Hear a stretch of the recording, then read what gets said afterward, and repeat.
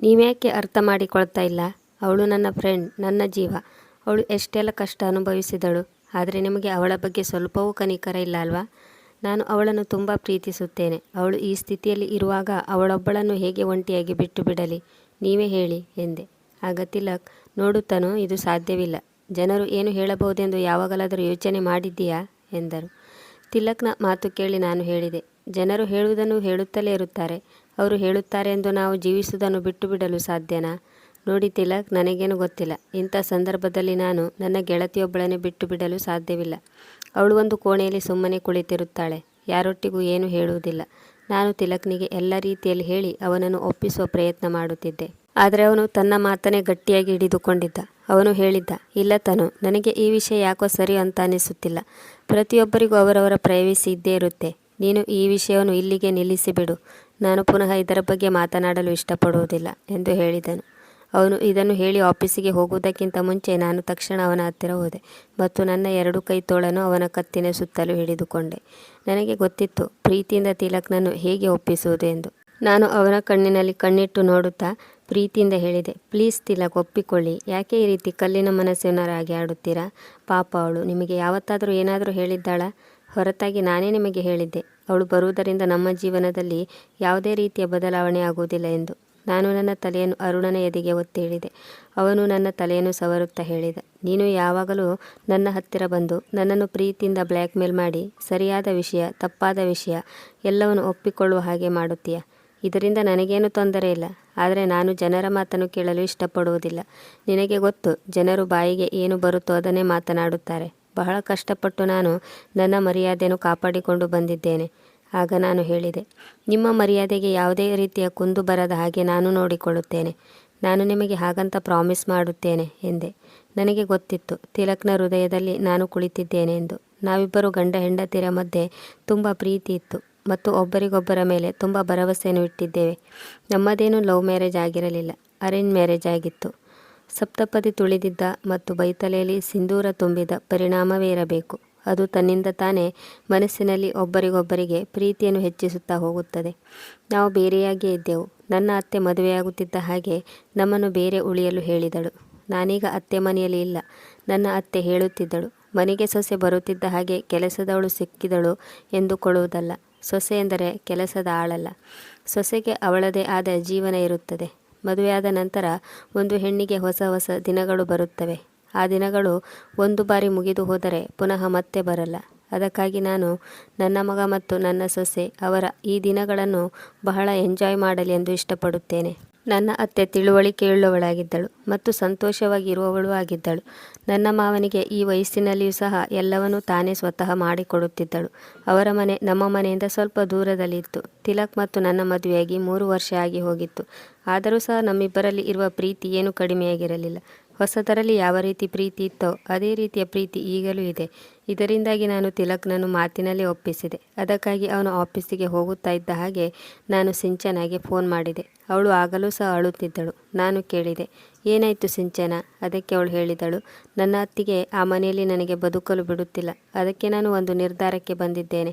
ನಾನು ವಿಷವನ್ನು ತೆಗೆದುಕೊಳ್ಳುತ್ತೇನೆ ಮತ್ತು ಜೀವನದಿಂದ ಮುಕ್ತಿಯನ್ನು ಹೊಂದುತ್ತೇನೆ. ಎಲ್ಲರಿಗೂ ಗೊತ್ತಿತ್ತು ತಪ್ಪು ನನ್ನದಲ್ಲ, ನನ್ನ ಗಂಡನದು ಎಂದು. ಅವನೊಂದಿಗೆ ಜೀವನ ಸಾಗಿಸಲು ತುಂಬ ಪ್ರಯತ್ನಪಟ್ಟೆ. ಆದರೆ ಅವನ ಸಿಟ್ಟು ಮಿತಿ ಮೀರಿತ್ತು. ಮಾತಿಗೂ ಅವನು ನನಗೆ ಡೈವರ್ಸ್ ಕೊಡುತ್ತೇನೆಂದು ಬ್ಲ್ಯಾಕ್ ಮೇಲ್ ಮಾಡುತ್ತಿದ್ದ. ನಾನು ಅವನಿಗೆ ತುಂಬ ರಿಕ್ವೆಸ್ಟ್ ಮಾಡಿಕೊಂಡೆ. ಆದರೂ ಸಹ ಅವನು ನನಗೆ ಡೈವರ್ಸ್ ಕೊಟ್ಟೇ ಬಿಟ್ಟ. ನಾನು ಅವನಿಗೆ ಇದನ್ನು ಸಹ ಹೇಳಿದ್ದೆ, ನನ್ನ ತಂದೆ ತಾಯಿ ಜೀವಂತವಾಗಿಲ್ಲ, ನಾನು ಯಾವುದಾದ್ರೂ ಒಂದು ಕೋಣೆಯಲ್ಲಿ ಬಿದ್ದಿರುತ್ತೇನೆ ಎಂದಿದ್ದೆ. ಆದರೆ ಅವನು ನನ್ನ ಒಂದು ಮಾತನ್ನು ಕೇಳಲಿಲ್ಲ. ನೀನೇ ಹೇಳು, ಹೆಂಗಸರು ಕೇವಲ ಗಂಡಸಿನ ಹಿಂಸೆಯನ್ನು ಅನುಭವಿಸಲಿಕ್ಕೆ ಇರುತ್ತಾರೆಯೇ? ಅಷ್ಟೇ ಅಲ್ಲ, ಅವನು ನನಗೆ ಬಹಳ ಹೊಡೆಯುತ್ತಿದ್ದ. ಇದನ್ನೆಲ್ಲ ಹೇಳಿ ಅವಳು ಬಿಕ್ಕಿ ಬಿಕ್ಕಿ ಅಳಲು ಶುರು ಮಾಡಿದಳು. ಅದಕ್ಕೆ ನಾನು ಹೇಳಿದೆ, ಸಿಂಚನ, ನೀನು ಯಾವುದೇ ರೀತಿಯ ಟೆನ್ಷನ್ ಮಾಡಿಕೊಳ್ಳಬೇಡ. ತಿಲಕ್ ನೀನು ನಮ್ಮ ಮನೆಯಲ್ಲಿ ಇರಲು ಒಪ್ಪಿದ್ದಾನೆ. ನಾನು ಈಗ ನಿಮ್ಮ ಮನೆಗೆ ಬಂದು ನಿನ್ನನ್ನು ಕರೆದುಕೊಂಡು ಬರಲು ಬರುತ್ತೇನೆ. ನೀನು ನಿನ್ನ ಸಾಮಾನೆಲ್ಲ ಪ್ಯಾಕ್ ಮಾಡು. ನಿನ್ನ ಅತ್ತಿಗೆಯ ಈ ವ್ಯವಹಾರದಿಂದ ಜೀವ ತೆಗೆದುಕೊಳ್ಳುವಂಥ ಅವಶ್ಯಕತೆ ಇಲ್ಲ. ನಾನಿದ್ದೀನಿ, ನೀನು ಹೆದರಬೇಡ ಎಂದೆ. ಅವಳು ನನ್ನ ಬಾಲ್ಯದ ಗೆಳತಿಯಾಗಿದ್ದಳು. ನಾನು ಚಿಕ್ಕವಳಿಂದ ಅವಳನ್ನು ಗೆಳತಿಗಿಂತ ಜಾಸ್ತಿಯಾಗಿ ನನ್ನ ಸಹೋದರಿ ಅಂತಾನೆ ತಿಳಿದಿದ್ದೆ. ಅವಳು ಹೇಳುತ್ತಿದ್ದಳು, ಯಾರಿಗೆ ನಿನ್ನಂತೆ ಗೆಳತಿ ಮತ್ತು ಸಹೋದರಿ ಸಿಕ್ಕುತ್ತಾಳೆ? ನೀನೊಬ್ಬಳು ಇದ್ದರೆ ನನಗೆ ಬೇರೆ ಯಾರೂ ಬೇಡ ಎನ್ನುತ್ತಿದ್ದಳು. ಸಿಂಚನಾಳ ಮದುವೆಯಾಗಿ 1 ವರ್ಷ ಆಗಿತ್ತು. ಅಲ್ಲಿಗೆ ಅವಳ ಗಂಡ ಅವಳಿಗೆ ಡೈವರ್ಸ್ ನೀಡಿದ್ದ. ಸಿಂಚನ ಬಹಳ ಒಳ್ಳೆಯ ಹುಡುಗಿಯಾಗಿದ್ದಳು.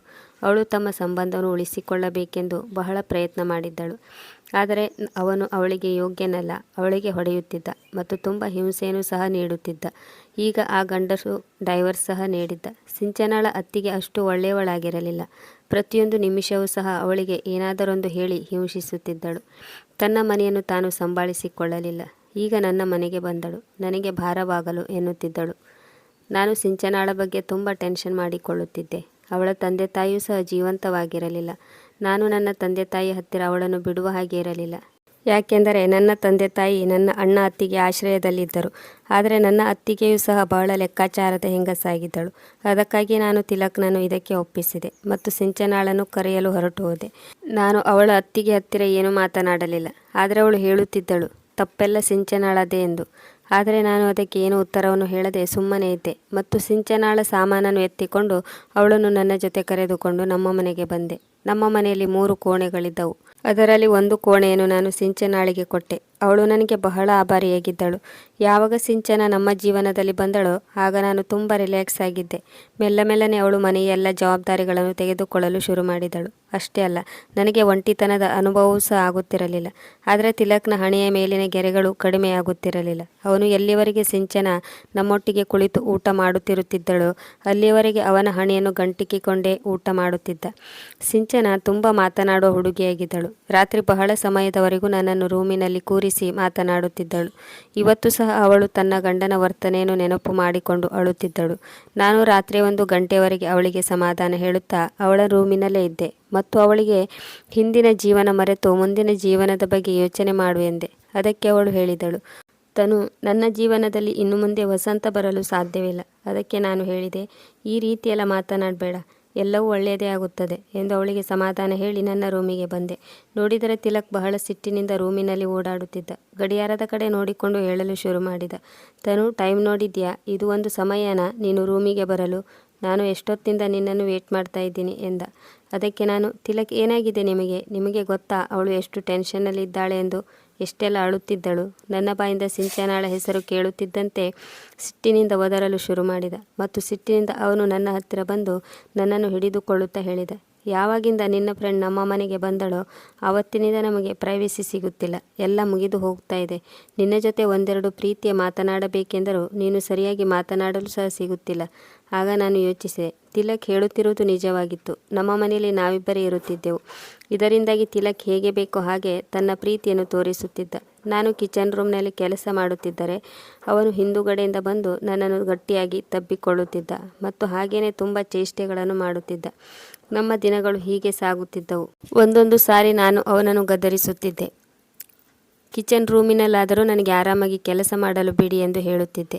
ಆಗ ಅವರು ತಮ್ಮ ಕೈ ತೋಳುಗಳಿಂದ ನನ್ನನ್ನು ಗಟ್ಟಿಯಾಗಿ ಹಿಡಿದುಕೊಳ್ಳುತ್ತಿದ್ದ ಮತ್ತು ಕೋಣೆಯೊಳಗೆ ಕರೆದುಕೊಂಡು ಹೋಗುತ್ತಿದ್ದ ಮತ್ತು ಹೇಳುತ್ತಿದ್ದ, ಯಾರ ಹೆಂಡತಿ ಇಷ್ಟು ಸುಂದರವಾಗಿ ಇರುತ್ತಾಳೋ ಅವನು ಏನು ಮಾಡಲು ಸಾಧ್ಯವಿಲ್ಲ, ಇದನ್ನೇ ಮಾಡುತ್ತಾ ಇರುತ್ತಾನೆ ಎಂದು ಹೇಳುತ್ತಿದ್ದ. ತಿಲಕ್ ನನ್ನನ್ನು ತುಂಬ ಇಷ್ಟಪಡುತ್ತಿದ್ದ. ಅವನು ರೊಮ್ಯಾಂಟಿಕ್ ವ್ಯಕ್ತಿಯಾಗಿದ್ದ. ಅವನು ನಾನು ಎಲ್ಲೇ ಇದ್ದರೂ ಹೀಗೆ ಮಾಡುತ್ತಿದ್ದ. ಒಂದೊಂದು ಸಾರಿ ಲಾನ್ನಲ್ಲಿ ಕುಳಿತುಕೊಂಡಾಗ, ಒಂದೊಂದು ಸಾರಿ ಕಿಚನ್ ರೂಮಿನಲ್ಲಿ. ನಾನು ಅತ್ತೆ ಮಾವನ ಜೊತೆ ಇದ್ದಾಗಲೂ ಸಹ ಅವನು ತನ್ನ ಇಷ್ಟವನ್ನು ಕಂಟ್ರೋಲ್ ಮಾಡುತ್ತಿರಲಿಲ್ಲ. ಅವನು ತನ್ನ ತಂದೆ ತಾಯಿ ಎದುರಿಗೆ ನನ್ನೊಟ್ಟಿಗೆ ಏನೇ ಚೇಷ್ಟೆಗಳು ಮಾಡಿದರೂ ಸಹ ಅದು ಅವನ ತಂದೆ ತಾಯಿ ಎದುರಿಗೆ ಆಗಿರುತ್ತಿತ್ತು. ವಿಷಯ ಅಷ್ಟೊಂದು ಕೆಟ್ಟದ್ದು ಅಂತ ಅನಿಸುತ್ತಿರಲಿಲ್ಲ. ಆದರೆ ಈಗ ಸಿಂಚನಾಳ ಎದುರಿಗೆ ಇದ್ಯಾವುದೂ ಸಹ ಅವನಿಗೆ ಮಾಡಲು ಆಗುತ್ತಿರಲಿಲ್ಲ. ಅವನು ಬಹಳ ಟೆನ್ಷನ್ನಲ್ಲಿ ಇರುತ್ತಿದ್ದ. ಈಗ ಅವನು ತನ್ನ ಸಿಟ್ಟನ್ನು ಕಂಟ್ರೋಲ್ ಮಾಡಿಕೊಂಡು ಹೇಳಿದ, ತನು, ಹೋಗಿ ನನ್ನ ಇಷ್ಟವಾದ ನೈಟ್ ಡ್ರೆಸ್ ಹಾಕಿಕೊಂಡು ಬಾ ಎಂದು ಹೇಳಿದ. ಅವನ ಉದ್ದೇಶವನ್ನು ಕೇಳಿ ನಾನು ಒಂದು ಮುಗ್ಧವಾದ ಮೊರೆಯನ್ನು ಮಾಡಿದೆ. ಯಾಕೆಂದರೆ ಬೆಳಿಗ್ಗೆಯಿಂದ ನಾನು ಎಚ್ಚರವಾಗಿಯೇ ಇದ್ದೆ. ಈಗಂತೂ ರಾತ್ರಿ 1:30 ಆಗಿತ್ತು. ನನಗೆ ನಿದ್ದೆ ಬರುತ್ತಿತ್ತು. ಅದಕ್ಕೆ ನಾನು ಹೇಳಿದೆ, ತಿಲಕ್, ಪ್ಲೀಸ್, ನನಗೆ ಜೋರಾಗಿ ನಿದ್ದೆ ಬರ್ತಾ ಇದೆ ಎಂದೆ. ಅದಕ್ಕೆ ಅವನು ಹೇಳಿದ, ನನಗೆ ಯಾವುದೇ ರೀತಿಯ ನೆಪದ ಅವಶ್ಯಕತೆ ಇಲ್ಲ. ಹೋಗು ತನು, ನೀನು ರೆಡಿಯಾಗಿ ಬಾ. ಯಾವಾಗಲೂ ಅವನು ತನ್ನ ಮಾತೆ ನಡೆಯಬೇಕು ಎನ್ನುತ್ತಿದ್ದ. ಅದಕ್ಕಾಗಿ ನಾನೇ ಸೋಲನ್ನು ಒಪ್ಪಿಕೊಳ್ಳುತ್ತಿದ್ದೆ. ಈಗಂತೂ ಗ್ಯಾರಂಟಿಯಾಗಿತ್ತು ತಿಲಕ್ ನನ್ನನ್ನು ನಿದ್ದೆ ಮಾಡಲು ಬಿಡಲ್ಲ ಎಂದು. ಇಡೀ ರಾತ್ರಿ ತಿಲಕ್ ನನಗೆ ನಿದ್ದೆ ಮಾಡಲು ಬಿಡಲಿಲ್ಲ. ಇದಕ್ಕಾಗಿ ನಾನು ಬೆಳಿಗ್ಗೆ ಬಹಳ ಲೇಟಾಗಿ ಎದ್ದೆ. ನಾನು ಎದ್ದು ಸ್ನಾನ ಮಾಡಿ ಮುಗಿಸಿ ಕೋಣೆಯಿಂದ ಹೊರಗಡೆ ಬಂದೆ. ಎದುರುಗಡೆ ಲಾಂಚ್ನ ಮೇಲೆ ಸಿಂಚನ ಕುಳಿತಿದ್ದಳು ಮತ್ತು ಅಳುತ್ತಿದ್ದಳು. ನಾನು ಸುಮ್ಮನೆ ಅವಳ ಹತ್ತಿರ ಹೋಗಿ ಕುಳಿತೆ ಮತ್ತು ಹೇಳಿದೆ, ಸಿಂಚನ, ನೀನು ಇದೇ ಥರ ಕಣ್ಣೀರು ಹಾಕುತ್ತಿದ್ದರೆ ನಿನ್ನ ಗತಿ ಏನಾಗುವುದು? ಈ ರೀತಿ ಮಾಡಿದರೆ ನಿನಗೆ ಜೀವನ ನಡೆಸುವುದು ತುಂಬ ಕಷ್ಟಕರವಾಗಬಹುದು. ಆಗ ಅವಳು ಹೇಳಿದಳು, ನಾನು ಒಂಟಿಯಾಗಿರುವುದರಿಂದ ನನಗೆ ತುಂಬ ಹೆದರಿಕೆ ಆಗುತ್ತೆ. ನಾನು ರಾತ್ರಿ ನನ್ನ ರೂಮಿನಿಂದ ಹೊರಗಡೆ ಹೋದಾಗ ನನ್ನ ಒಂಟಿತನದ ನೆನಪಾಗಿ ನನ್ನ ಮತ್ತು ನನ್ನ ಗಂಡನ ನಡುವೆ ನಡೆದ ವಿಷಯವೆಲ್ಲ ಪುನಃ ನೆನಪಾಗುತ್ತದೆ ಎಂದು ಹೇಳಿದಳು. ಆಗ ನಾನು ಅವಳಿಗೆ ಸಮಾಧಾನಪಡಿಸುತ್ತಾ ಮತ್ತು ಅವಳೊಂದಿಗೆ ಮಾತನಾಡುತ್ತಾ ಬ್ಯುಸಿಯಾಗಿದ್ದೆ. ತಿಲಕ್ ಇವತ್ತು ವೆಜ್ ಬಿರಿಯಾನಿ ಮಾಡಲು ಹೇಳಿದರು. ನನ್ನೊಂದಿಗೆ ಸಿಂಚನ ಸಹ ಕಿಚನ್ ರೂಮಿಗೆ ಬಂದಳು ಮತ್ತು ಹೇಳಿದಳು, ನಾನು ಮಾಡುತ್ತೇನೆ ಎಂದು. ನಾನು ಹೇಳಿದೆ, ಬೇಡ, ನೀನು ನಿನ್ನ ರೂಮಿಗೆ ಹೋಗಿ ರೆಸ್ಟ್ ತೆಗೆದುಕೋ ಎಂದು. ತಿಲಕ್ಗೆ ನನ್ನ ಕೈಯಿಂದ ಮಾಡಿದ ಬಿರಿಯಾನಿ ಇಷ್ಟವಾಗುತ್ತೆ ಎಂದು ಹೇಳಿದೆ. ನನ್ನ ಮಾತು ಕೇಳಿ ಅವಳು ಸ್ವಲ್ಪ ಸಮಯದವರೆಗೆ ನನ್ನ ಮುಖವನ್ನು ನೋಡುತ್ತಾ ನಿಂತಿದ್ದಳು. ನಂತರ ತನ್ನ ರೂಮಿಗೆ ಹೊರಟು ಹೋದಳು. ನಾನು ಬಿರಿಯಾನಿ ಮಾಡುತ್ತಿದ್ದೆ. ಆಗ ಯಾರೋ ಅಚಾನಕ್ಕಾಗಿ ನನ್ನನ್ನು ತಮ್ಮ ಕೈ ತೋಳುಗಳಿಂದ ಬಂಧಿಸಿದ್ದರು. ನಾನು ಒಂದೇ ಸಲ ಬಹಳ ಕೆಟ್ಟದಾಗಿ ಹೆದರಿಕೊಂಡಿದ್ದೆ. ಯಾಕೆಂದರೆ ಯಾವಾಗಿನಿಂದ ಸಿಂಚನ ಬಂದಿದ್ದಳೋ ತಿಲಕ್ ಈ ರೀತಿಯ ಚೇಷ್ಟೆ ಮಾಡುತ್ತಿರಲಿಲ್ಲ. ಆದರೆ ಇವತ್ತು ಸಿಂಚನ ತನ್ನ ರೂಮಿನಲ್ಲಿ ಇದ್ದಳು. ನನ್ನನ್ನು ಒಂಟಿಯಾಗಿ ನೋಡಿ ತಿಲಕ್ನ ಹಳೆಯ ಚೇಷ್ಟೆಗಳು ವಾಪಸ್ ಬಂದಿದ್ದವು. ನಾನು ಮೆಲ್ಲಗೆ ತಿಲಕ್ಗೆ ಹೇಳಿದೆ, ನಿಮಗೆ ನೆಮ್ಮದಿನೇ ಆಗಲ್ವಾ? ಹೋಗಿ ಇಲ್ಲಿಂದ. ಸಿಂಚನ ಬಂದರೆ ಏನು ತಿಳಿದುಕೊಳ್ಳಬಹುದು? ಸ್ವಲ್ಪವೂ ಮರ್ಯಾದೆ ಇಲ್ಲದ ವ್ಯಕ್ತಿ ತನ್ನೊಳಗಂಡ ಎಂದು ಅಂದುಕೊಳ್ಳಬಹುದು ಎಂದೆ. ಆದರೆ ಅದಕ್ಕೆ ಅವನು ದೂರ ಸರಿಯುವುದನ್ನು ಬಿಟ್ಟು ನನ್ನನ್ನು ತನ್ನ ತೋಳುಗಳಲ್ಲಿ ಬಂಧಿಸಿದ್ದ ಮತ್ತು ಹೇಳಿದ, ಅದಕ್ಕೆ ನಿನಗೆ ಹೇಳಿದ್ದು, ಯಾರಿಗೂ ಸಹ ಕಬಾಬಿನಲ್ಲಿ ಎಲುಬು ಆಗಲು ಕರೆಯಬೇಡ ಎಂದಿದ್ದೆ. ನಿನಗೆ ಗೊತ್ತೇ ಇದೆ ನನ್ನ ವರ್ತನೆ ಹೇಗೆ ಅಂತ. ನನಗೆ ಸ್ವತಂತ್ರವಾಗಿರುವುದು ಬಹಳ ಇಷ್ಟ ಎಂದು. ನೀನು ನನ್ನ ಹೆಂಡತಿ. ನನಗೆ ಯಾವಾಗ ನಿನ್ನ ಮೇಲೆ ಪ್ರೀತಿ ಉಂಟಾಗುತ್ತೋ ಆವಾಗೆಲ್ಲ ನಾನು ಈ ರೀತಿ ನನ್ನ ಪ್ರೀತಿಯನ್ನು ತೋರಿಸುತ್ತಾ ಇರುತ್ತೇನೆ. ಅರುಣನ ಚೇಷ್ಟೆಗಳು ಜಾಸ್ತಿ ಆಗುತ್ತಾ ಹೋಯಿತು. ಅವನನ್ನು ತಡೆಯುವುದು ನನ್ನಿಂದ ಸಾಧ್ಯವಾಗುತ್ತಿರಲಿಲ್ಲ. ಬಹಳ ಕಷ್ಟಪಟ್ಟು ನಾನು ಅವನನ್ನು ಹಿಂದೆ ತಳ್ಳಿದೆ. ಆದರೆ ನನಗೆ ಪ್ರಜ್ಞೆ ಹೋದ ಹಾಗೆ ಆಯಿತು. ನಾನು ಬಾಗಿಲ ಹತ್ತಿರ ಸಿಂಚನ ನಿಂತಿದ್ದು ನೋಡಿದೆ. ಅವಳು ಎಷ್ಟೊತ್ತಿನಿಂದ ನಮ್ಮಿಬ್ಬರನ್ನೇ ನೋಡುತ್ತಾ ಇದ್ದಳೋ ಗೊತ್ತಿಲ್ಲ. ತಿಲಕ್ ಸಹ ತಿರುಗಿ ಸಿಂಚನಳನ್ನು ನೋಡಿದ. ತಕ್ಷಣ ಸಿಂಚನ ದೃಷ್ಟಿ ಕೆಳಗೆ ಮಾಡಿ ಅಲ್ಲಿಂದ ಹೊರಟು ಹೋದಳು. ನನಗೆ ತುಂಬ ನಾಚಿಕೆಯಾಯಿತು. ನಾನು ದುರುಗುಟ್ಟಿ ತಿಲಕ್ನನ್ನು ನೋಡಿದೆ. ಅವನು ಸಹ ತನ್ನ ತಲೆಯನ್ನು ತುರಿಸಿಕೊಳ್ಳುತ್ತಿದ್ದ. ಮೋಸ್ಟ್ಲಿ ಅವನಿಗೂ ಸಹ ನಾಚಿಕೆಯಾಗಿರಬೇಕು. ನಾನು ಹೇಳಿದೆ, ತಿಲಕ್, ನೀನು ಮಾಡಿದ್ದು ಸರಿಯಿಲ್ಲ. ಎಲ್ಲಿ ಅಂದರೆ ಅಲ್ಲಿ ಶುರು ಹಚ್ಚಿಕೊಳ್ಳುತ್ತೀಯ ಎಂದೆ. ಅದಕ್ಕೆ ಅವನು ಹೇಳಿದ, ನನಗೇನು ಗೊತ್ತು ಅವಳು ಇಲ್ಲಿ ಬರುತ್ತಾಳೆ ಎಂದು. ನೀನು ಹೇಳಿದ್ದೆ ಅವಳು ಮನೆ ಯಾವುದಾದರೂ ಕೋಣೆಯಲ್ಲಿ ಬಿದ್ದಿರುತ್ತಾಳೆ ಎಂದು. ಅವಳಿಂದ ಏನು ತೊಂದರೆ ಆಗೋಲ್ಲ ಎಂದು. ಈಗ ನೋಡು, ಸಿಂಚನ ಬಂದಾಗಿನಿಂದ ಇಲ್ಲಿಯವರೆಗೆ ನಮಗೆ ಸ್ವಾತಂತ್ರ್ಯವೇ ಇಲ್ಲದಂತಾಗಿದೆ. ಇದು ತಿಲಕನ ಮೊದಲ ರಜೆಯಾಗಿತ್ತು. ಇಲ್ಲದಿದ್ದರೆ ಅವನು ಈ ಸಮಯದಲ್ಲಿ ಆಫೀಸ್ನಲ್ಲಿ ಇರುತ್ತಿದ್ದ. ಅವನಿಗೆ ಇದು ಗೊತ್ತಿರಲಿಲ್ಲ, ಸಿಂಚನ ನನ್ನೊಟ್ಟಿಗೆ ಕಿಚನ್ ರೂಮಿನಲ್ಲಿ ಇರುತ್ತಾಳೆ ಎಂದು. ತಿಲಕ್ ರೂಮಿಗೆ ವಾಪಸ್ ಹೊರಟು ಹೋದ. ಆದರೆ ನನಗೆ ಸಿಂಚನಾಳ ಎದುರಿಗೆ ತುಂಬ ನಾಚಿಕೆಯಾಗುತ್ತಿತ್ತು. ಬಿರಿಯಾನಿ ಆದ ನಂತರ ನಾನು ಅವಳ ರೂಮಿಗೆ ಅವಳನ್ನು ಕರೆಯಲು ಹೋದೆ. ಆಗ ಅವಳು ಮಲಗಿದ್ದಳು. ಅವಳು ದುಃಖಿಸುವುದು ನನ್ನ ಮನಸ್ಸಿಗೆ ಬಹಳ ನೋವಾಗುತ್ತಿತ್ತು. ನಾನು ಹೇಳಿದೆ, ಸಿಂಚನ, ಏಳು, ಊಟ ಮಾಡು. ಆದರೆ ಸಿಂಚನ ಹೇಳಿದಳು, ನನಗೆ ಹಸಿವಿಲ್ಲ, ನೀನು ಊಟ ಮಾಡು ಎಂದಳು. ನಾನು ಅವಳ ಹತ್ತಿರ ಬಂದು ಕುಳಿತೆ. ಯಾಕೆ ನಿನಗೆ ಹಸಿವೆ ಇಲ್ಲ? ಹೊರಡು ನನ್ನೊಟ್ಟಿಗೆ ಎಂದೆ. ಅವಳು ಎದ್ದು ಕುಳಿತಳು ಮತ್ತು ಹೇಳಲು ಶುರು ಮಾಡಿದಳು. ನಾನು ಯೋಚನೆ ಮಾಡುತ್ತಿದ್ದೆ, ನನ್ನ ತಪ್ಪು ಏನಿತ್ತು? ನನ್ನ ಗಂಡ ನನ್ನನ್ನು ಯಾವ ತಪ್ಪಿಗೆ ಶಿಕ್ಷೆ ನೀಡಿದರು ಎಂದು ಕೇಳಿದಳು. ಇವಾಗ ಸಾಕು, ಸುಮ್ಮನಿರು. ಯಾವಾಗಲೂ ಅವನನ್ನು ನೆನಪು ಮಾಡಿಕೊಳ್ಳುತ್ತಾ ಸುಮ್ಮನೆ ಯಾಕೆ ನಿನ್ನ ರಕ್ತವನ್ನು ನೀನೇ ಕುದಿಸಿಕೊಳ್ಳುತ್ತೀಯಾ ಎಂದೆ. ಅದಕ್ಕೆ ಅವಳು ಹೇಳಿದಳು, ಒಂದು ಹೆಂಗಸು ಒಂಟಿಯಾಗಿ ಜೀವನ ಸಾಗಿಸುವುದು ತುಂಬ ಕಷ್ಟ. ನಿನಗೆ ನಿನ್ನದೇ ಆದ ಜೀವನ ಇದೆ.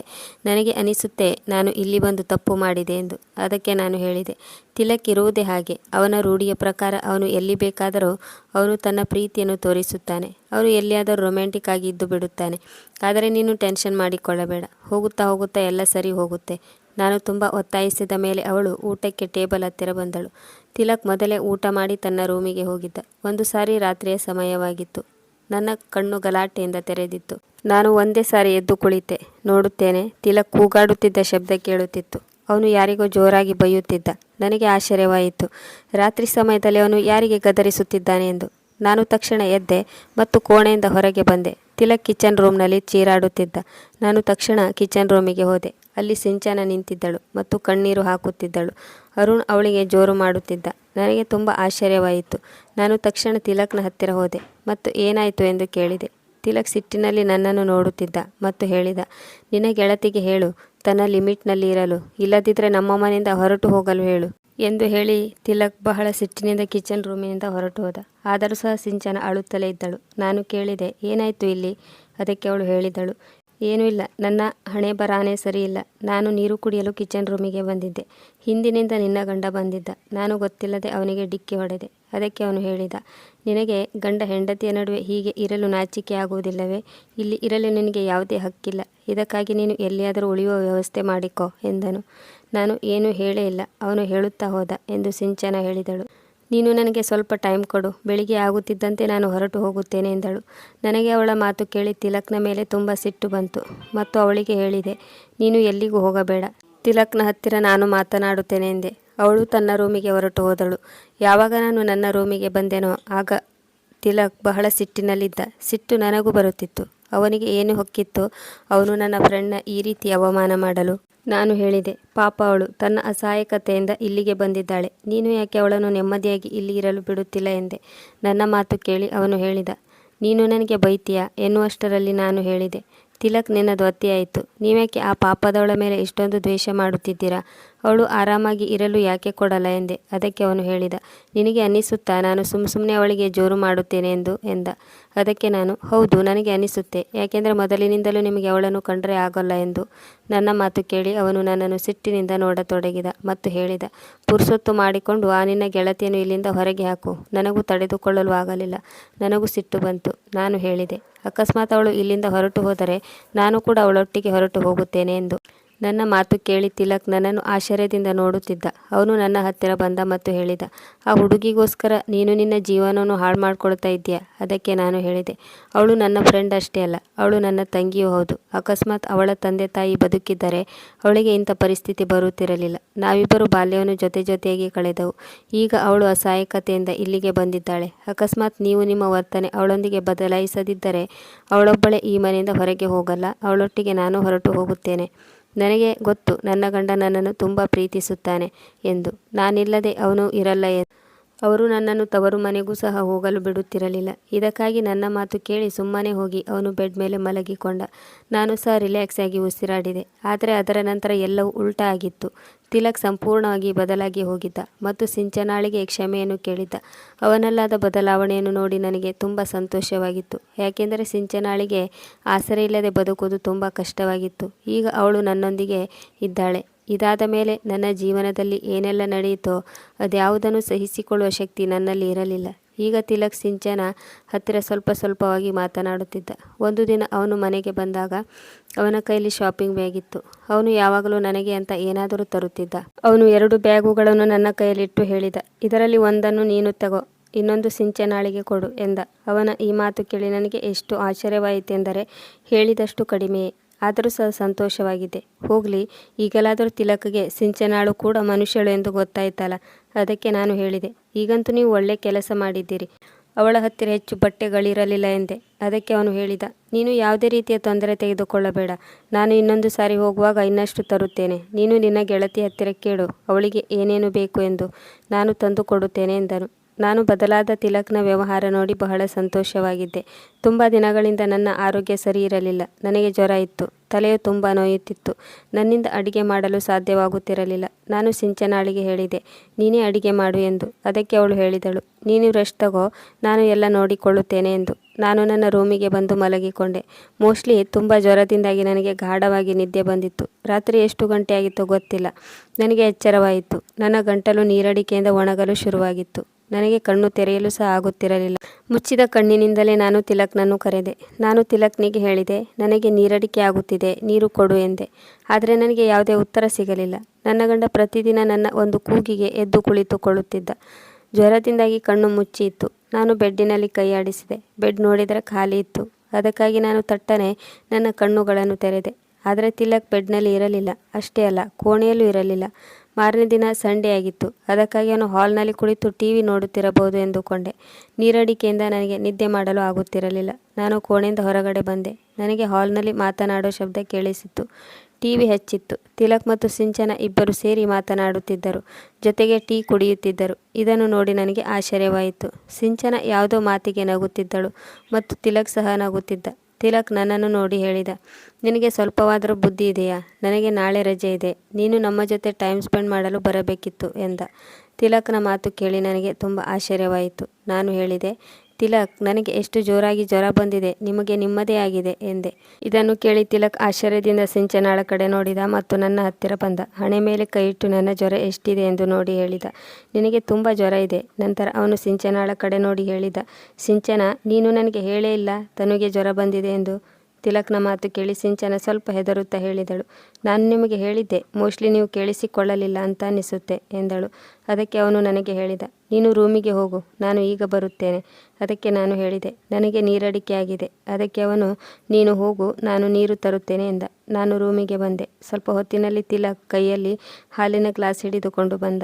ಅದನ್ನು ನನ್ನ ಕೈಗೆ ಕೊಟ್ಟು ಹೇಳಿದನು, ಇದನ್ನು ಕುಡಿ ಮತ್ತು ಔಷಧಿ ತಿಂದು ಮಲಗಿಕೊ. ಬೆಳಿಗ್ಗೆವರೆಗೆ ಖಂಡಿತ ಎಲ್ಲ ಸರಿ ಹೋಗುತ್ತೆ ಎಂದನು. ನಾನು ಔಷಧಿ ತಿಂದೆ ಮತ್ತು ಕಣ್ಮುಚ್ಚಿ ಮಲಗಿಕೊಂಡೆ. ನನ್ನ ಕಣ್ಣಿಗೆ ಮತ್ತೊಮ್ಮೆ ನಿದ್ದೆ ಹತ್ತಿತ್ತು.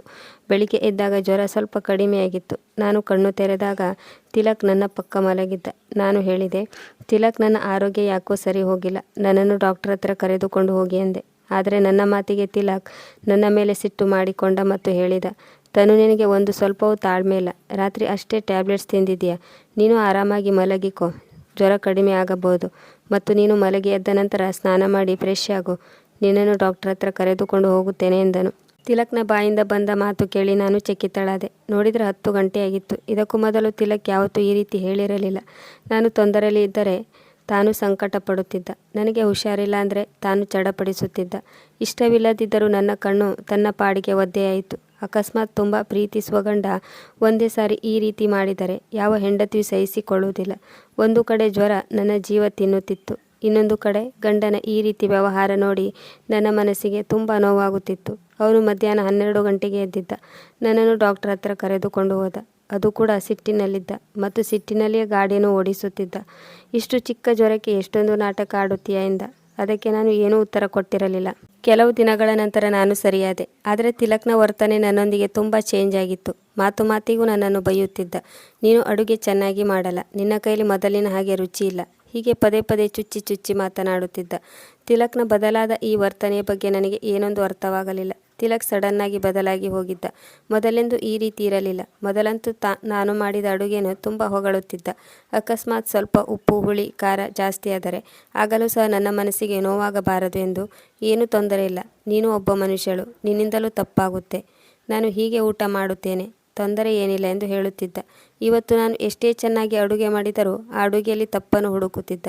ಒಂದು ದಿನ ನಾನು ಅಡುಗೆ ಮಾಡುತ್ತಿದ್ದೆ. ಸಿಂಚನ ನನ್ನ ಹತ್ತಿರ ಬಂದು, ತನು, ನಾನು ಅಡುಗೆ ಮಾಡುತ್ತೇನೆ, ನೀನು ರೆಸ್ಟ್ ತಗೋ, ಯಾಕೆಂದರೆ ಜ್ವರದಿಂದಾಗಿ ನಿನಗೆ ಬಹಳ ಅಶಕ್ತಿಯಾಗಿದೆ. ಅದಕ್ಕಾಗಿ ನಿನಗೆ ಚೆನ್ನಾಗಿ ಅಡುಗೆ ಮಾಡಲು ಆಗುತ್ತಿಲ್ಲವೇನೋ, ಅದಕ್ಕೆ ತಿಲಕ್ಗೆ ಅದು ಇಷ್ಟ ಆಗಿಲ್ಲವೇನೋ ಎಂದು ಹೇಳಿ ಆ ದಿನ ಸಿಂಚನ ಅಡುಗೆ ಮಾಡಿದಳು. ಮತ್ತು ತಿಲಕ್ ಆ ಅಡುಗೆಯನ್ನು ಬಹಳ ಹೊಗಳಿದನು ಮತ್ತು ಹೇಳಿದನು, ಸಿಂಚನ, ಯಾವಾಗಲೂ ನೀನೇ ಅಡುಗೆ ಮಾಡು.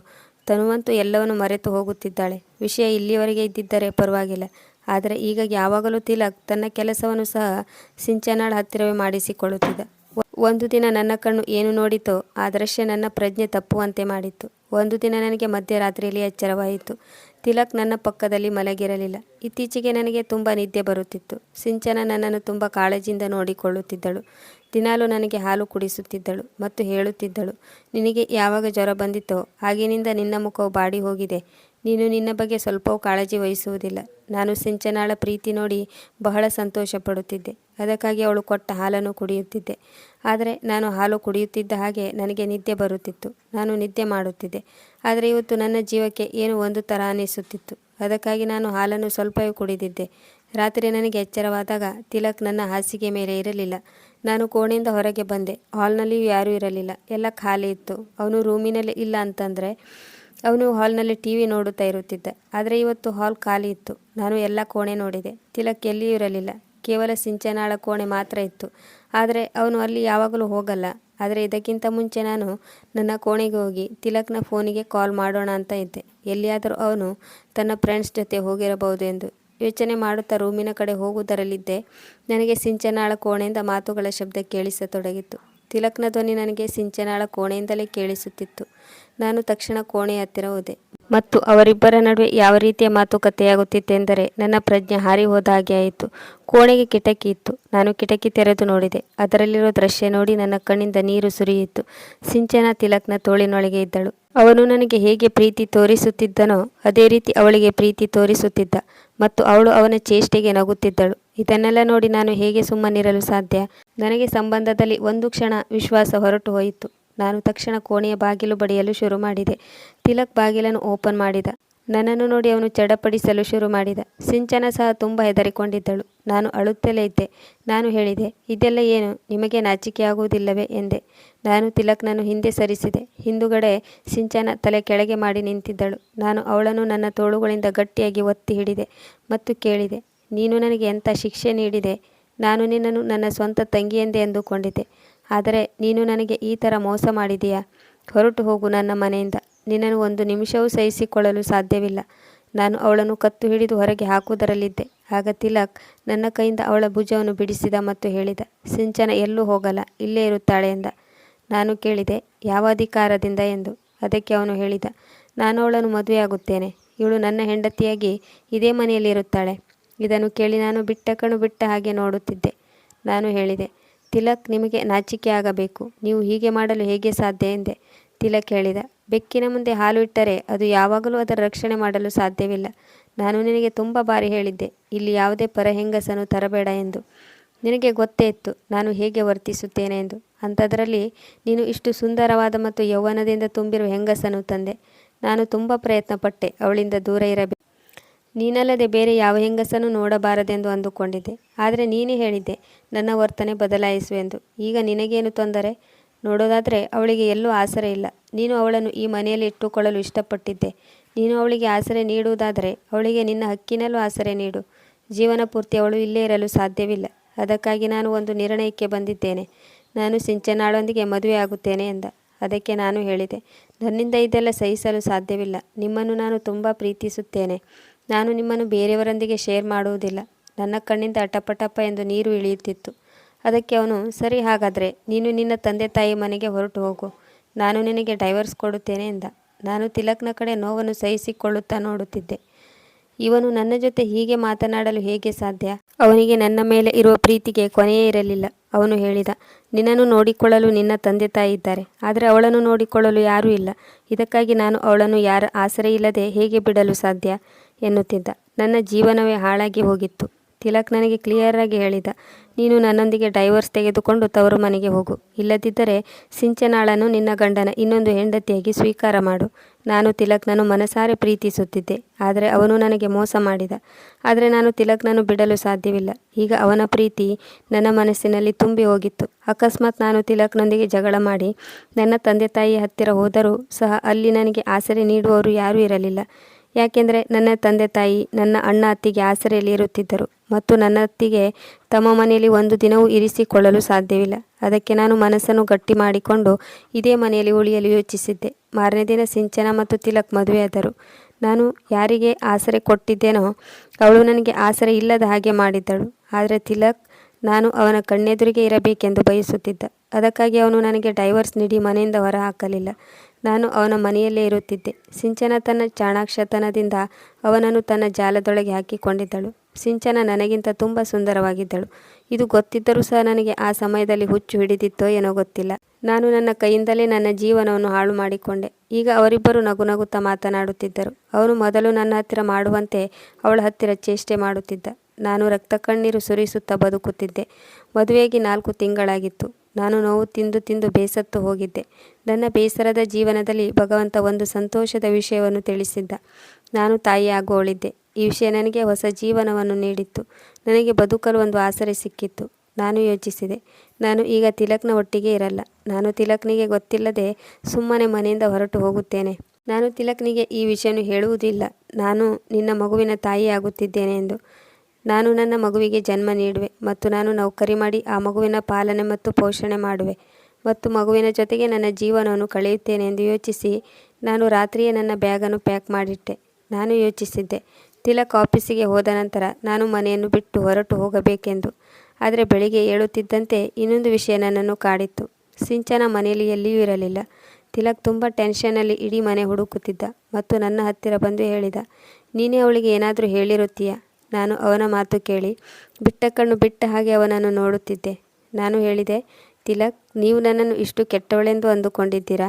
ಅದಕ್ಕೆ ಅವನು ಹೇಳಿದ, ಹಾಗಾದರೆ ಸಿಂಚನ ಎಲ್ಲಿ ಹೋಗಿರಬಹುದು? ಯಾರಿಗೂ ಏನೂ ಹೇಳದೆ ರಾತ್ರಿಯವರೆಗೆ ಅವಳು ನನ್ನ ಹತ್ತಿರವೇ ಇದ್ದಳು. ಆದರೆ ಬೆಳಿಗ್ಗೆಯಿಂದ ಅವಳು ಕಾಣಿಸುತ್ತಿಲ್ಲ. ತಿಲಕ್ ಸಿಂಚನಾಳನ್ನು ಹುಡುಕಾಡಿದ. ಆದರೆ ಸಾಯಂಕಾಲ 7 ಗಂಟೆಯಾಗಿತ್ತು. ಆದರೂ ಸಿಂಚನ ಎಲ್ಲೂ ಇರಲಿಲ್ಲ. ರಾತ್ರಿ 8 ಗಂಟೆಗೆ ಸಿಂಚನ ಮನೆಗೆ ಬಂದು ತಲುಪಿದಳು. ಅವಳ ಸ್ಥಿತಿ ಬಹಳ ಕೆಟ್ಟದಾಗಿತ್ತು. ಬಹಳ ಸುಸ್ತಾದವಳ ಹಾಗೆ ಕಾಣುತ್ತಿದ್ದಳು. ಮೆಲ್ಲಗೆ ನಡೆಯುತ್ತಾ ಹಾಲ್ಗೆ ಬಂದು ಸೋಫಾದ ಮೇಲೆ ಕುಳಿತಳು. ತಿಲಕ್ ಅವಳ ಸ್ಥಿತಿ ನೋಡಿ ಅವಳ ಹತ್ತಿರ ಹೋದ ಮತ್ತು ಹೇಳಿದ, ಸಿಂಚನ, ನೀನು ಎಲ್ಲಿ ಹೋಗಿದ್ದೆ? ನಿನಗೋಸ್ಕರ ನಾನು ಎಷ್ಟು ಟೆನ್ಷನ್ ಮಾಡಿಕೊಂಡಿದ್ದೆ. ಫೋನ್ ಮಾಡಿ ಸುಸ್ತಾಯಿತು. ನಿನ್ನ ಫೋನ್ ಸಹ ಸ್ವಿಚ್ ಆಫ್ ಆಗಿತ್ತು. ಆಗ ಸಿಂಚನ ಹೇಳಿದಳು, ನಾನು ಮಾರ್ನಿಂಗ್ ವಾಕಿಗೆ ಹೋಗಿದ್ದೆ. ಆದರೆ ನಾನು ರೋಡ್ ಕ್ರಾಸ್ ಮಾಡುವಾಗ ನನಗೆ ಚಿಕ್ಕದಾದ ಆಕ್ಸಿಡೆಂಟ್ ಆಗಿತ್ತು. ಯಾರೋ ನನ್ನನ್ನು ಆಸ್ಪತ್ರೆಗೆ ಕರೆದುಕೊಂಡು ಹೋದರು. ನಾನು ಈಗ ಆರಾಮಾಗಿದ್ದೇನೆ.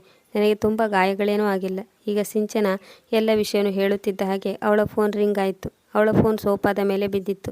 ಸಿಂಚನ ಮೊಬೈಲ್ ಕೈಯಲ್ಲಿ ತೆಗೆದುಕೊಂಡು ಕಾಲನ್ನು ರಿಸೀವ್ ಮಾಡುವಷ್ಟರಲ್ಲಿ ತಿಲಕ್ ಮೊಬೈಲ್ ಎತ್ತಿಕೊಂಡು ಕಾಲ್ ರಿಸೀವ್ ಮಾಡಿ ತನ್ನ ಕಿವಿ ಹತ್ತಿರ ಇಟ್ಟುಕೊಂಡನು. ಎದುರುಗಡೆಯವರು ಏನು ಹೇಳಿದರೋ ಗೊತ್ತಾಗಲಿಲ್ಲ. ತಿಲಕ್ನ ಹಾವಭಾವ ಬದಲಾಗುತ್ತಾ ಹೋಯಿತು.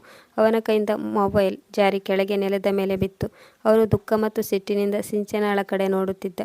ಸಿಂಚನ, ನೀನು ಇದೇನು ಮಾಡಿದೆ? ನನಗೆ ಎಷ್ಟು ದೊಡ್ಡ ಮೋಸ ಮಾಡಿದೆ. ಯಾಕೆ ಹೀಗೆ ಮಾಡಿದೆ? ಈಗಷ್ಟೇ ಆಸ್ಪತ್ರೆಯಿಂದ ಫೋನ್ ಬಂದಿತ್ತು. ನೀನು ನಿನ್ನ ಪರ್ಸನ್ನು ಡಾಕ್ಟರ್ ಕ್ಯಾಬಿನ್ನಲ್ಲೇ ಬಿಟ್ಟು ಬಂದಿದ್ದೀಯ ಎಂದು ಹೇಳಿದ್ದರು. ಜೊತೆಗೆ ನನ್ನ ಹತ್ತಿರ ಹೇಳುತ್ತಿದ್ದರು, ನೀವು ನಿಮ್ಮ ಹೆಂಡತಿಯನ್ನು ಕಾಳಜಿಯಿಂದ ನೋಡಿಕೊಳ್ಳಿ. ಯಾವ ಸ್ಥಿತಿಯಲ್ಲಿ ಅವಳಿಗೆ ಅಬಾರ್ಷನ್ ಆಗಿದೆಯೋ ಆಗ ಅವಳು ತುಂಬ ಕೆಟ್ಟ ಸ್ಥಿತಿಯಲ್ಲಿದ್ದಳು. ಯಾಕೆಂದರೆ 4 ತಿಂಗಳ ಮಗುವನ್ನು ಅಬಾರ್ಷನ್ ಮಾಡುವುದು ಅಷ್ಟು ಸುಲಭವಲ್ಲ ಎಂದರು. ಇದನ್ನು ಕೇಳಿ ನಾನು ಸಹ ಕಣ್ಣು ಬಿಟ್ಟು ಅವಳನ್ನೇ ನೋಡುತ್ತಿದ್ದೆ ಮತ್ತು ಸಿಂಚನ ಸಹ ತನ್ನ ದೃಷ್ಟಿಯನ್ನು ತಪ್ಪಿಸುತ್ತಿದ್ದಳು. ತಿಲಕ್ ಸಿಂಚನಾಳ ಸ್ಥಿತಿಯನ್ನು ನೋಡದೆ ಅವಳಿಗೆ ಒಂದೇ ಸಮನೆ ಬೈಯುತ್ತಿದ್ದ ಮತ್ತು ಹೇಳಿದ, ನೀನು ಹೇಗೆ ಹೀಗೆ ಮಾಡಿದೆ?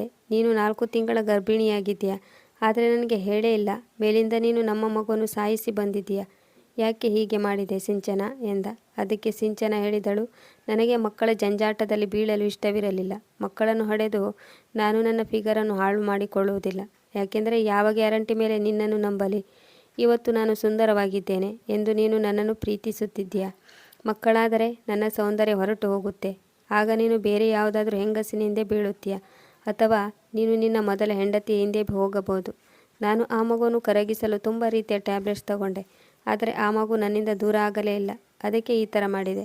ಈಗ ಅನಿಷ್ಟ ನನ್ನಿಂದ ದೂರ ಆಯಿತು ಎಂದು ಹೇಳುವಷ್ಟರಲ್ಲಿ ತಿಲಕ್ ಸಿಂಚನಾಗೆ ಜೋರಾಗಿ ಕೆನ್ನೆಗೆ ಹೊಡೆದ ಮತ್ತು ಹೇಳಿದ, ನಿನಗೆ ಎಷ್ಟು ಧೈರ್ಯ ಆ ಮಗುವನ್ನು ಅನಿಷ್ಟ ಎಂದು ಹೇಳಲು? ಅದು ನನ್ನ ಮಗುವಾಗಿತ್ತು, ನನ್ನ ರಕ್ತವಾಗಿತ್ತು. ಆದರೆ ನಾನು ಯೋಚನೆಯೂ ಮಾಡಿರಲಿಲ್ಲ ಸಿಂಚನ ಹೀಗೆ ಮಾಡಬಹುದು ಎಂದು. ಸಿಂಚನಾಳು ಸಹ ತಿಲಕ್ನ ಕೆನ್ನೆಗೆ ಜೋರಾಗಿ ಏಟು ಹೊಡೆದಳು ಮತ್ತು ಹೇಳಿದಳು, ನಿನಗೆ ಎಷ್ಟು ಧೈರ್ಯ ನನ್ನ ಮೇಲೆ ಕೈ ಮಾಡಲು? ನಾನು ತನು ಅಲ್ಲ, ನಿನ್ನ ಪ್ರತಿಯೊಂದು ಕಿರುಕುಳ ಸಹಿಸಿಕೊಳ್ಳಲು. ನಾನು ಯಾವಾಗ ಬೇಕೆಂದರೂ ಮಗುವಿಗೆ ಜನ್ಮ ನೀಡಬಹುದು ಮತ್ತು ಯಾವಾಗ ಬೇಡ ಎನಿಸಿದರೂ ಅದನ್ನು ತೆಗೆಸಬಹುದು. ನೀನು ಯಾರು ನನ್ನ ಮೇಲೆ ಹಕ್ಕು ಸಾಧಿಸಲು? ಇದನ್ನು ಹೇಳಿ ಸಿಂಚನ ತನ್ನ ರೂಮಿಗೆ ಹೊರಟು ಹೋದಳು. ಅವನು ಅಲ್ಲಿಯೇ ಕಕ್ಕಾಬಿಕ್ಕಿಯಾಗಿ ನಿಂತಿದ್ದನು. ನಾನು ನನ್ನ ರೂಮಿಗೆ ಸುಮ್ಮನೆ ಹೊರಟು ಹೋದೆ. ಮೋಸ್ಟ್ಲಿ ತಿಲಕ್ನಿಗೆ ಅವನ ತಪ್ಪಿಗೆ ಸರಿಯಾದ ಶಿಕ್ಷೆಯಾಗಿತ್ತು. ಅವನನ್ನು ನಿಷ್ಠೆಯಿಂದ ಪ್ರೀತಿ ಮಾಡುವ ಹೆಂಡತಿಯನ್ನು ಬಿಟ್ಟು ಸುಂದರವಾಗಿರುವ ಮತ್ತು ತನ್ನ ಮೋಹಜಾಲದಲ್ಲಿ ಸಿಲುಕಿಸುವ ಹುಡುಗಿಯನ್ನು ಇಷ್ಟಪಟ್ಟಿದ್ದ. ನಮ್ಮ ಮದುವೆಯಾಗಿ 3 ವರ್ಷದವರೆಗೆ ತಿಲಕ್ ಈ ಸಂತೋಷಕ್ಕಾಗಿ ಕಾತುರದಿಂದ ಕಾಯುತ್ತಿದ್ದ. ನಾನು ಅವನಿಗೆ ಈ ಸಂತೋಷದ ವಿಷಯವನ್ನು ಹೇಳುವಂತಿರಲಿಲ್ಲ.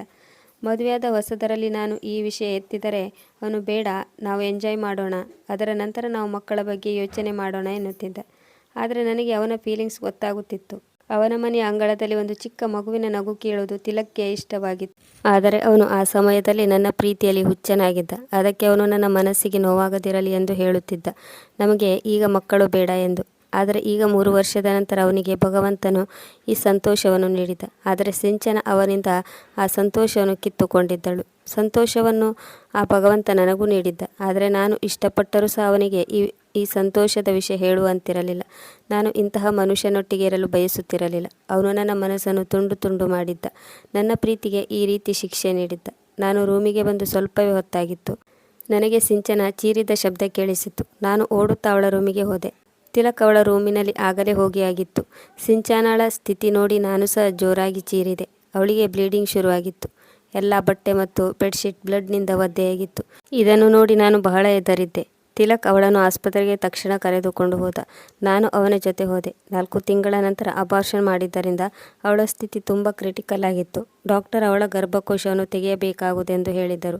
ಈಗ ಸಿಂಚನ ಮತ್ತೆಂದು ತಾಯಿಯಾಗಲು ಸಾಧ್ಯವಿಲ್ಲ. ಆದರೆ ಸಿಂಚನಾಳ ಜೀವ ಉಳಿದಿತ್ತು. ಈ ವಿಷಯ ಸಿಂಚನಾಳನ್ನು ಪೂರ್ತಿಯಾಗಿ ಸಾಯಿಸಿತ್ತು. ಅವಳು ಮುಂದೆಂದೂ ತಾಯಿಯಾಗಲು ಸಾಧ್ಯವಿಲ್ಲ ಎನ್ನುವ ವಿಷಯ ಅವಳನ್ನು ಕಿತ್ತು ತಿನ್ನುತ್ತಿತ್ತು. ಅವಳು ತನ್ನ ತಪ್ಪಿನಿಂದಾಗಿ ಅವಳೇ ಈ ಶಿಕ್ಷೆಯನ್ನು ಅನುಭವಿಸಿದ್ದಳು. ಸ್ವಲ್ಪ ದಿನದಲ್ಲಿ ಸಿಂಚನ ಮನೆಗೆ ಬಂದಳು. ಒಂದು ದಿನ ನಾನು ಅವಳಿಗೆ ಔಷಧ ನೀಡಲು ಅವಳ ರೂಮಿಗೆ ಹೋಗಿದ್ದೆ.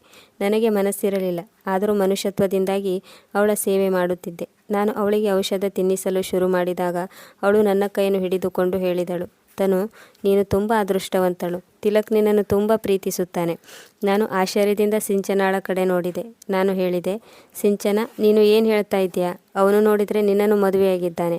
ಹೌದು ತನು, ನಾನು ಅವನನ್ನು ನನ್ನ ಮೋಹಜಾಲದಲ್ಲಿ ಸಿಕ್ಕಿ ಹಾಕಿಸಿ ಅವನೊಂದಿಗೆ ಮದುವೆಯಾದೆ.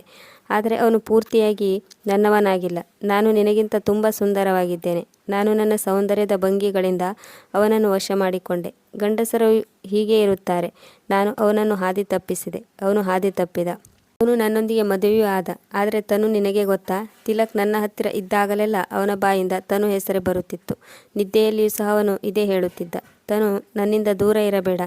ಎಲ್ಲಿಯವರೆಗೆ ನಿನ್ನನ್ನು ನನ್ನ ತೋಳಿನೊಳಗೆ ಬಂಧಿಸಿ ನಾನು ನಿದ್ದೆ ಮಾಡುವುದಿಲ್ಲವೋ ಅಲ್ಲಿಯವರೆಗೆ ನನಗೆ ನಿದ್ದೆ ಬರುವುದಿಲ್ಲ ಎನ್ನುತ್ತಿದ್ದ. ಅವನ ಬಾಯಿಂದ ನಿನ್ನ ಹೆಸರು ಕೇಳಿ ನಾನು ಚಡಪಡಿಸುತ್ತಿದ್ದೆ ಮತ್ತು ನಿನ್ನನ್ನು ತುಂಬ ದ್ವೇಷಿಸುತ್ತಿದ್ದೆ. ನೀನು ನನಗೆ ಬಹಳ ಉಪಕಾರ ಮಾಡಿದ್ದೆ ಮತ್ತು ಆಸರೆಯನ್ನು ಸಹ ನೀಡಿದೆ. ಆದರೆ ನಾನು ನಿನ್ನ ಬೆನ್ನಿಗೆ ಚೂರಿ ಹಾಕಿದೆ. ಮೋಸ್ಟ್ಲಿ ನಿನಗೆ ಗೊತ್ತೇ ಇಲ್ಲ ಅಂತ ಅನ್ನಿಸುತ್ತೆ. ಯಾವಾಗ ನಿನ್ನ ಮದುವೆ ತಿಲಕ್ನೊಂದಿಗೆ ಆಗಿತ್ತೋ ಅದೇ ದಿನದಿಂದ ನಾನು ತಿಲಕ್ನ ಮೇಲೆ ಕಣ್ಣು ಹಾಕಿದ್ದೆ. ನನ್ನ ಗಂಡನು ಏನೂ ಮಾಡಿರಲಿಲ್ಲ, ಅವನದು ಏನೂ ತಪ್ಪೂ ಇರಲಿಲ್ಲ. ಆದರೆ ಅವನು ನನ್ನ ಈ ರೀತಿಯ ವರ್ತನೆಯಿಂದಾಗಿ ನನಗೆ ಡೈವರ್ಸ್ ನೀಡಿದ. ನನ್ನ ಗಂಡ ಸ್ವಲ್ಪವೂ ಚೆನ್ನಾಗಿರಲಿಲ್ಲ. ಅವನು ನನಗೆ ಸ್ವಲ್ಪವೂ ಇಷ್ಟವಿರಲಿಲ್ಲ. ಇದಕ್ಕಾಗಿ ನಾನು ಅವನ ಪ್ರೀತಿಗೆ ಸ್ವಲ್ಪವೂ ರಿಯಾಕ್ಟ್ ಮಾಡುತ್ತಿರಲಿಲ್ಲ. ನನ್ನ ಈ ವರ್ತನೆಯಿಂದಾಗಿ ಅವನು ನನಗೆ ಡೈವರ್ಸ್ ನೀಡಿದ್ದ.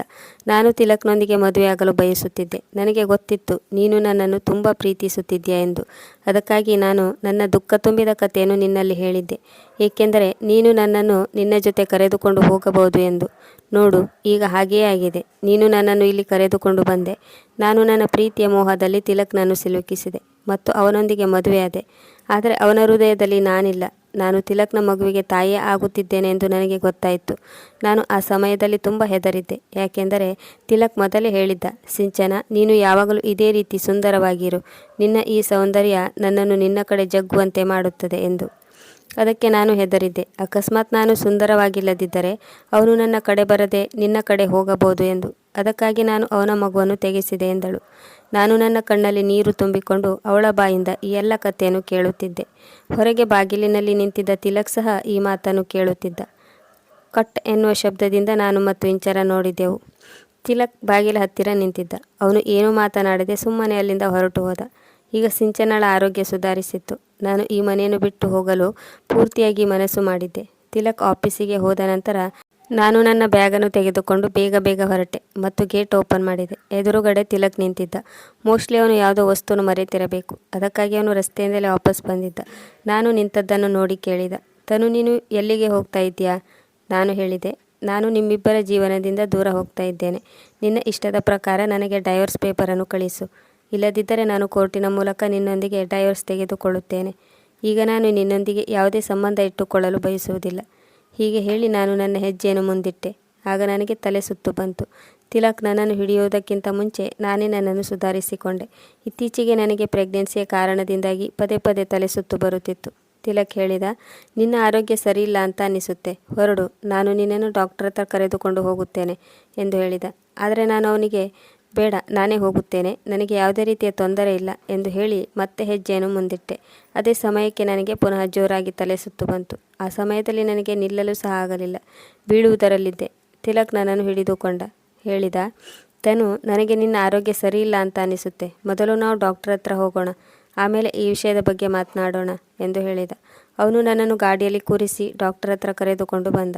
ನಾನು ಅವನನ್ನು ತಡೆಯುತ್ತಿದ್ದೆ, ಆದರೆ ಅವನು ನನ್ನ ಕೇಳದೆ ಡಾಕ್ಟರ್ ಹತ್ರ ಕರೆದುಕೊಂಡು ಬಂದಿದ್ದ.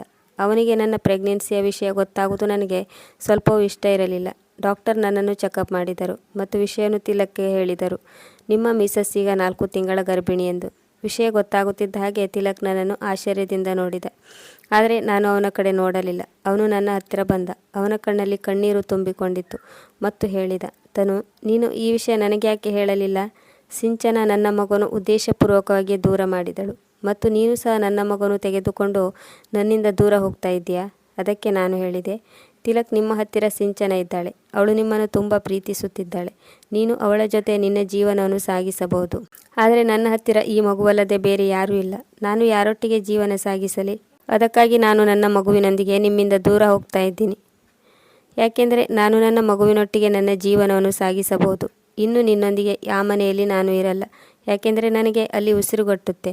ನೀನು ಮತ್ತು ಸಿಂಚನ ಜೊತೆಯಾಗಿ ಇದ್ದಾಗ ನನ್ನ ಮನಸ್ಸಿಗೆ ತುಂಬ ನೋವಾಗುತ್ತೆ. ತಿಲಕ್ನ ಕಣ್ಣಲ್ಲಿಯೂ ಸಹ ನೀರು ತುಂಬಿಕೊಂಡಿತ್ತು. ಅವನು ನನ್ನ ಕೈಯನ್ನು ಹಿಡಿದುಕೊಂಡ ಮತ್ತು ಹೇಳಿದ, ತನು, ನನ್ನನ್ನು ಕ್ಷಮಿಸು. ವಾಪಸ್ ನನ್ನ ಜೀವನಕ್ಕೆ ಬಂದು ಬಿಡು. ನಾನು ಸಿಂಚನಾಳನ್ನು ಪ್ರೀತಿಸುತ್ತಿಲ್ಲ. ಹೌದು, ನಾನು ದಾರಿ ತಪ್ಪಿದ್ದೆ. ಅವಳ ಸೌಂದರ್ಯದ ಮೋಹದಲ್ಲಿ ನಾನು ಸಿಕ್ಕಿ ಹಾಕಿಕೊಂಡಿದ್ದೆ. ನನಗೆ ಗೊತ್ತಿರಲಿಲ್ಲ ಅವಳು ಈ ರೀತಿಯ ಹೆಂಗಸು ಎಂದು. ನಾನು ನಿನ್ನನ್ನು ಮಾತ್ರ ಪ್ರೀತಿಸುತ್ತಿದ್ದೇನೆ. ನನ್ನ ಮನಸ್ಸಿನಲ್ಲಿ ಕೇವಲ ಎಂದರೆ ಕೇವಲ ನೀನೊಬ್ಬಳೇ ಇದೆಯಾ. ಅಳುತ್ತಾ ಅಳುತ್ತಾ ನನ್ನ ಕೈಯನ್ನು ಹಿಡಿದುಕೊಂಡು ನನ್ನ ಹತ್ತಿರ ಕ್ಷಮೆ ಕೇಳುತ್ತಿದ್ದ. ನಾನು ಏನು ಹೇಳಲಿಲ್ಲ. ನನಗೆ ಯಾವ ನಿರ್ಣಯ ತೆಗೆದುಕೊಳ್ಳಬೇಕೆಂದು ಗೊತ್ತಾಗುತ್ತಿರಲಿಲ್ಲ. ಅವನು ಪುನಃ ನನ್ನನ್ನು ಮನೆಗೆ ವಾಪಸ್ ಕರೆದುಕೊಂಡು ಬಂದಿದ್ದ. ಸ್ವಲ್ಪ ದಿನದಲ್ಲಿ ಅವನು ಸಿಂಚನಾಗೆ ಡೈವರ್ಸ್ ನೀಡಿ ಮನೆಯಿಂದ ಹೊರಗೆ ಕಳುಹಿಸಿದ್ದ. ಸಿಂಚನಾಳು ಸಹ ಯಾವುದೇ ನಾಟಕವನ್ನು ಕ್ರಿಯೇಟ್ ಮಾಡದೆ ಸುಮ್ಮನೆ ಡೈವರ್ಸ್ ಪೇಪರನ್ನು ಹಿಡಿದುಕೊಂಡು ಹೊರಟು ಹೋದಳು. ಮೋಸ್ಟ್ಲಿ ಅವಳಿಗೂ ಗೊತ್ತಾಗಿತ್ತು ಅಂತ ಅನಿಸುತ್ತೆ. ತಿಲಕ್ನ ಮನಸ್ಸಿನಲ್ಲಿ ಅವಳಿಗೆ ಯಾವುದೇ ರೀತಿಯ ಜಾಗ ಇಲ್ಲ ಎಂದು ಮತ್ತು ಬಲವಂತವಾಗಿ ಆದ ಸಂಬಂಧ ಜಾಸ್ತಿ ದಿನದವರೆಗೆ ನಡೆಯಲ್ಲ ಎಂದು ಅವಳಿಗೆ ಗೊತ್ತಾಗಿರಬೇಕು. ತಿಲಕ್ ಮೊದಲಿನ ಹಾಗೆ ನನ್ನನ್ನು ನೋಡಿಕೊಳ್ಳುತ್ತಿದ್ದ. ಆದರೆ ನಾನು ಮೊದಲಿನ ಹಾಗೆ ತಿಲಕ್ನನ್ನು ಪ್ರೀತಿಸಲು ಆಗುತ್ತಿರಲಿಲ್ಲ. ಈ 9 ತಿಂಗಳು ಮುಗಿಯುವವರೆಗೂ ತಿಲಕ್ ನನ್ನನ್ನು ಒಂದು ಗಾಜಿನ ಗೊಂಬೆಯಾಗಿ ನೋಡಿಕೊಳ್ಳುತ್ತಿದ್ದ ಮತ್ತು ಪ್ರತಿದಿನ ನನ್ನ ಹತ್ತಿರ ಕ್ಷಮೆ ಕೇಳುತ್ತಿದ್ದ. ಆದರೆ ನಾನು ಅವನನ್ನು ಇಲ್ಲಿಯವರೆಗೆ ಕ್ಷಮಿಸಿಲ್ಲ. 9 ತಿಂಗಳ ನಂತರ ನಾನು ಒಂದು ಗಂಡು ಮಗುವಿಗೆ ಜನ್ಮ ನೀಡಿದೆ. ಗಂಡು ಮಗುವನ್ನು ಪಡೆದು ತಿಲಕ್ ತುಂಬ ಸಂತೋಷವಾಗಿದ್ದ. ಆದರೆ ನನ್ನ ಮೌನದಿಂದ ಅವನು ಬೇಸತ್ತು ಹೋಗಿದ್ದ. ಈಗ ನನ್ನ ಮಗನಿಗೆ 2 ತಿಂಗಳಾಗಿತ್ತು. ಒಂದು ದಿನ ತಿಲಕ್ ನನ್ನ ಹತ್ತಿರ ಬಂದ. ಅವನ ಕೈಯಲ್ಲಿ ಕೆಲವು ಪೇಪರ್ಗಳು ಇದ್ದವು. ಅವನು ಆ ಪೇಪರ್ಗಳನ್ನು ನನ್ನ ಕೈಯಲ್ಲಿಟ್ಟ ಮತ್ತು ಹೇಳಿದ, ತನು, ಇದು ಡೈವರ್ಸ್ ಪೇಪರ್. ನಿನಗೆ ಬಲವಂತದ ಸಂಬಂಧದಿಂದ ಸ್ವತಂತ್ರಗೊಳಿಸಲು ಇಷ್ಟಪಡುತ್ತೇನೆ. ನಾನು ಒಂದು ಕ್ಷಣ ತಿಲಕ್ ಕಡೆ ನೋಡಿದೆ. ಅವನ ಕಣ್ಣಲ್ಲಿ ನೀರು ತುಂಬಿತ್ತು. ಮೋಸ್ಟ್ಲಿ ನಾನು ಸುಮ್ಮನಿರುವುದು ಅವನಿಂದ ಸಹಿಸಲು ಸಾಧ್ಯವಾಗುತ್ತಿರಲಿಲ್ಲ. ಅವನು ಪೇಪರನ್ನು ನನ್ನ ಹತ್ತಿರ ಹಿಡಿದ ಮತ್ತು ಹೇಳಿದ, ಇದರಲ್ಲಿ ಸೈನ್ ಮಾಡು ಎಂದು. ಪೇಪರ್ ಕೈಯಲ್ಲಿ ಹಿಡಿಯುತ್ತಿದ್ದಂತೆ ನನ್ನ ಶರೀರವೆಲ್ಲ ನಡುಗುತ್ತಿತ್ತು. ನಾನು ಹೇಗೆ ಅದರಲ್ಲಿ ಸೈನ್ ಮಾಡಲು ಸಾಧ್ಯ? ತಿಲಕ್ ನನ್ನ ಮೊದಲ ಪ್ರೀತಿಯಾಗಿದ್ದ ಮತ್ತು ನನ್ನ ಗಂಡನಾಗಿದ್ದ. ಅವನು ನನಗೆ ಮೋಸ ಮಾಡಿದ್ದ. ಆದರೂ ಸಹ ನಾನು ಅವನನ್ನು ನನ್ನ ಮನಸ್ಸಿನಿಂದ ತೆಗೆದು ಹಾಕಿರಲಿಲ್ಲ.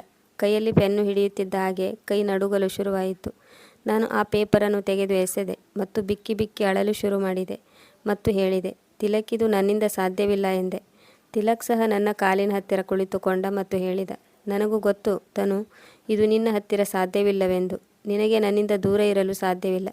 ಆದರೂ ನೀನ್ಯಾಕೆ ನನ್ನನ್ನು ಕ್ಷಮಿಸುವುದಿಲ್ಲ? ನಾನು ನಿನ್ನೊಟ್ಟಿಗೆ ನನ್ನ ಪ್ರತಿಯೊಂದು ತಪ್ಪಿಗೂ ಕ್ಷಮೆಯನ್ನು ಕೇಳುತ್ತೇನೆ. ಗೊತ್ತು, ನಾನು ನಿನಗೆ ತುಂಬ ದುಃಖ ಕೊಟ್ಟಿದ್ದೇನೆ ಎಂದು. ತನು, ನೀನು ನನ್ನನ್ನು ಒಂದು ಸಾರಿ ಕ್ಷಮಿಸಿ ನೋಡು. ನಾನು ಮತ್ತೆ ಯಾವತ್ತೂ ನಿನ್ನ ಮನಸ್ಸಿಗೆ ನೋವುಂಟು ಮಾಡಲ್ಲ. ಹಾಗೆ ಹೇಳಿ ಅವನು ನನ್ನ ಕೈಯನ್ನು ಹಿಡಿದುಕೊಂಡ. ಮೋಸ್ಟ್ಲಿ ನನ್ನ ತಾಳ್ಮೆಯೂ ಸಹ ಇಲ್ಲಿಗೆ ಮುಗಿದು ಹೋಗಿತ್ತು ಅಂತ ಅನಿಸುತ್ತೆ. ನಾನು ತಿಲಕ್ನಿಂದ ದೂರ ಇರಲು ಸಾಧ್ಯವಿರಲಿಲ್ಲ. ನಾನು ತಿಲಕ್ನ ಭುಜದ ಮೇಲೆ ತಲೆ ಇಟ್ಟು ಬಿಕ್ಕಿ ಬಿಕ್ಕಿ ಅಳುತ್ತಿದ್ದೆ. ತಿಲಕ್ನು ಸಹ ತನ್ನ ತೋಳಿನಲ್ಲಿ ನನ್ನನ್ನು ಬಂಧಿಸಿದ್ದ. ಮೋಸ್ಟ್ಲಿ ನಾವಿಬ್ಬರು ಒಬ್ಬರು ಇಲ್ಲದೆ ಒಬ್ಬರು ಪೂರ್ಣವಾಗುತ್ತಿರಲಿಲ್ಲ. ಈಗ ಒಬ್ಬರಿಗೊಬ್ಬರು ಪಡೆದುಕೊಂಡು ಪೂರ್ಣರಾಗಿದ್ದೆವು. ನಾನು ತಿಲಕ್ನನ್ನು ಮನಸ್ಸಿನಿಂದ ಕ್ಷಮಿಸಿದ್ದೆ. ಪ್ರಿಯ ವೀಕ್ಷಕರೇ, ಈ ಕತೆ ನಿಮಗೆ ಇಷ್ಟವಾಗಿದ್ದಲ್ಲಿ ಇದಕ್ಕೊಂದು ಲೈಕ್ ಕೊಡಿ, ಕಮೆಂಟ್ ಮಾಡಿ ಮತ್ತು ಶೇರ್ ಮಾಡಿ. ಸಬ್ಸ್ಕ್ರೈಬ್ ಮಾಡಲು ಮರೆಯದಿರಿ. ಮುಂದಿನ ಕಥೆಯೊಂದಿಗೆ ಮತ್ತೆ ಭೇಟಿಯಾಗೋಣ. ಕತೆ ಕೇಳಿದ್ದಕ್ಕೆ ಧನ್ಯವಾದಗಳು.